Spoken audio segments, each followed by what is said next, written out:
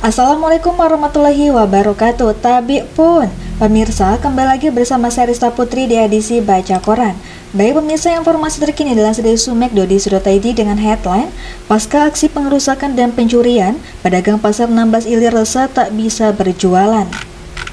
Dari Palembang melaporkan, kondisi pasar 16 Ilir Palembang pasca pengerusakan dan aksi pencurian barang milik pedagang Senin 9 September 2024 seluruh kios tutup.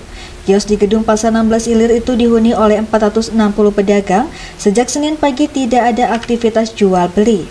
Kecuali pedagang kaki lima dan pedagang di ruko-ruko sekitar pasar 16 Ilir seperti biasa menggelar dagangannya. Novi 50 tahun, salah seorang pedagang mengaku resah dan tidak bisa berjualan karena ditutup sejak minggu kemarin. Hari ini akibat perusakan dan pencurian, kami tidak bisa berjualan dan saat ini sedang menunggu olah TKP oleh Polda Sumsel, kata Novi. Sebelumnya, puluhan pedagang pasar 16 Ilir Palembang resmi melaporkan oknum karyawan PT Bima Citra Realty ke Polda Sumsel. Oknum yang dilaporkan diduga sebagai terduga pelaku rusaknya 44 kios dan raibnya barang dagangan mereka. Mendampingi para pedagang, kami membuat laporan polisi kasus pencurian dan pengerusakan secara bersama-sama, kata Edi Siswanto SHMH selaku kuasa hukum pedagang yang tergabung dalam P3SRS Pasar 16 Ilir, usai melaporkan kasus tersebut ke SPKT Polda Sumsel Minggu siang. Laporan korban LP-B-1-9-9-2024-SPKT-Polda Sumsel tertanggal 8 September 2024. Ada 3 nama yang dilaporkan oleh para pedagang, yakni diantaranya FM selaku oknum karyawan PT BCR, SD selaku dirut BCR, dan RJ selaku dirut Perumda Pasar. Mereka ini harus bertanggung jawab, ujar Edi. Edi mengatakan, salah satu karyawan dari PT BCR itu berada di TKP saat aksi pengerusakan dan penjarahan itu terjadi. Diduga kuat ini ada kaitannya dengan BCR, karena di rekaman CCTV ada oknum BCR, semua pedagang juga mengidentifikasi itu adalah oknum BCR, tambah Edi. Pihaknya juga mendapatkan informasi dari pihak keamanan yang berjaga kalau yang memang benar aksi pengerusakan itu diduga oleh karyawan PT BCR. Kami juga ada bukti video security yang bilang kalau pelakunya oknum BCR, dan para pedagang sepakat untuk menggunakan jasa security lain untuk menjaga.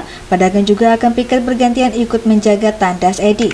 Ada sebanyak 44 kios milik pedagang yang rusak dan dagangan yang hilang setelah dihitung bersama-sama. Sebanyak 44 lapak yang dirusak itu berada di basement hingga lantai 3. Dari rekaman kamera CCTV, aksi pengerusakan itu diduga terjadi sekitar pukul 1 waktu Indonesia bagian Barat oleh 10 orang pria. Olah TKP sudah dilakukan oleh Jatanras Polda Sumsel, kata Edi lagi. Tidak hanya itu, fasilitas umum yang ada di gedung pasar 16 Ilir seperti WC umum dan listrik diputus, mungkin maksudnya biar pedagang tidak bisa melakukan aktivitasnya lagi, ujar Edi. Menurut keterangan para pedagang, memang tak semua lapak milik pedagang di gedung pasar 16 Ilir yang dirusak. Ada beberapa yang masih berjualan karena mereka sudah bayar DP ke BCR untuk lapak baru. Dan untuk diketahui, sehari sebelumnya, Kepala Pemasaran BCR melakukan sosialisasi ke para pedagang untuk mau direlokasi ke TPS di bawah jembatan Ampera, tapi kalau mau berdagang mereka diminta untuk membayar DP 20% dari harga kios tutupnya. Diberitakan sebelumnya, pedagang pasar 16 Ilir Palembang murka, pasalnya kios dan barang dagangan milik mereka dijarah. Aksi pengerusakan dan penjarahan terhadap petak dan kios pedagang pasar 16 Ilir ini terjadi pada Sabtu 17 September 2024 malam. Petak dan kios pedagang di pasar 16 sebagian besar mengalami kerusakan. Para pedagang menduga aksi tersebut berkaitan erat dengan ultimatum yang sebelumnya telah dikeluarkan oleh pihak PT Bima Citra Realty dan Perumda Pasar Palembang Jaya beberapa waktu lalu. Baik pemirsa, kita beralih ke informasi selanjutnya, masih dilansir dari Sumek.id dengan headline Taruna Akpol yang nyaris baku hantam dengan perwira pengasuh gegara laptop akhirnya dikeluarkan. Taruna Akademi Kepolisian Semarang berinisial FBA akhirnya dikeluarkan usai nyaris baku hantam dengan perwira yang juga pengasuhnya. Gubernur Akpol, Irjen Krisno Siregar mengatakan, Taruna Akpol FBA telah dihentikan dari Lemdik Akpol dan tak lagi dapat melanjutkan pendidikannya buntut kelakuannya. Keputusan itu diambil setelah sidang Dewan Akademik Akpol beberapa waktu lalu, ujarnya dikutip dari berbagai sumber. Kendati sudah diberhentikan dari Lemdik Akpol, namun Gubernur Akpol enggan memaparkan kronologi Taruna Akpol yang berani melawan perwira pengasuhnya tersebut. Sebagaimana diberitakan sebelumnya, viral di media sosial sebuah video yang memperlihatkan Taruna Akpol nyaris baku hantam dengan perwira polisi. Dikutip dari video yang diunggah oleh akun Instagram @temanpolisi, Kamis 5 September 2024 terlihat kedua pria tersebut sedang bergumul. Berdasarkan narasi video tersebut, bahwa Taruna Akpol itu tidak terima saat pengasuhnya yang merupakan seorang perwira polisi memeriksa laptopnya.